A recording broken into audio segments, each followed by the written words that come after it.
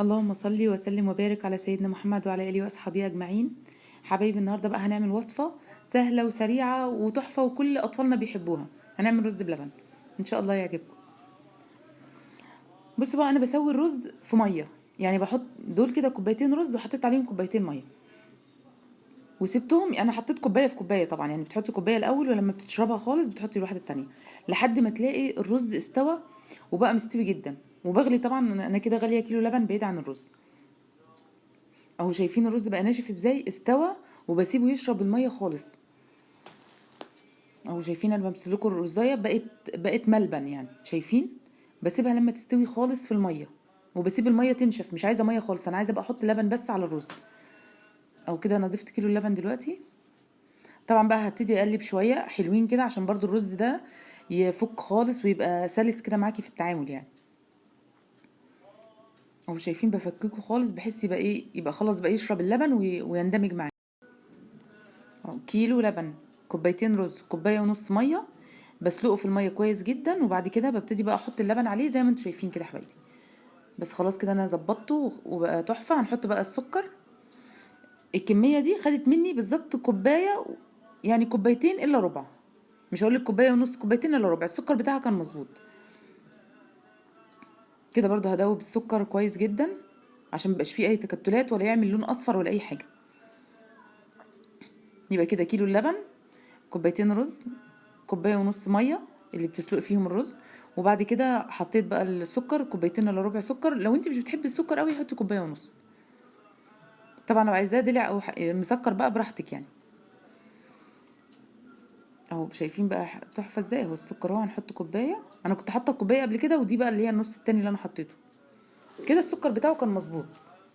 طبعا بتقلبي كويس بقى لما بتدوبي السكر. يلا ربنا يصلح حالنا جميعا يا رب، ربنا يوفق ولادنا كده في الامتحانات ويصلح حالنا جميعا يا رب.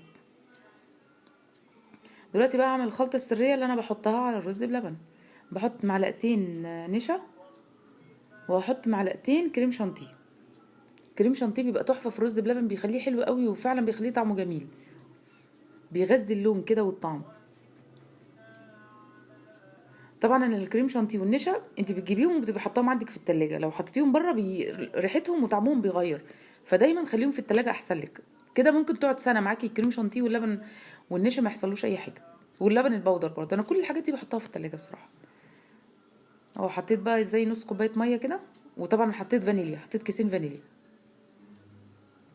هضربهم كتير قوي في الخلاط لان انا عايزاها تبقى، يعني انا حاولت قبل كده اعملها بالشوكه ما عجبتنيش بصراحه، لكن في الكبه ما شاء الله اتعملت على طول. او هنا بقى كده الرز بسكره بحاجته كله هو جاهز على ان انا هحط بس النشا هو كده جاهز على ان انا هحط النشا والكريم شانتيه بس.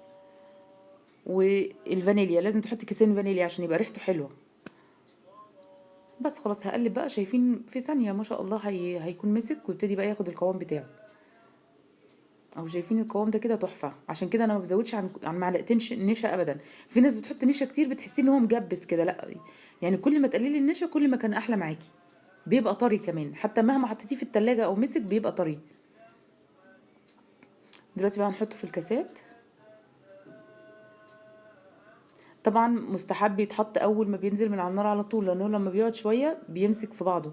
لكن كده هو لسه كله طري، فهياخد بقى اللون والشكل بتاعه، هياخد وضعه يعني في الكاس او في اطباق اي حاجه براحتك يعني عايزه تفضي فيها.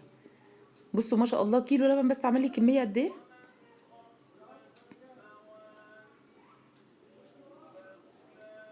دلوقتي بقى هفضي كله. دعوة يا حبايبي والنبي في ظهر الغيب كده، ربنا يصلح حالنا جميعا يا رب، ربنا يصلح حالنا جميعا ويوفق ولادنا ويوفقنا لكل خير يا رب.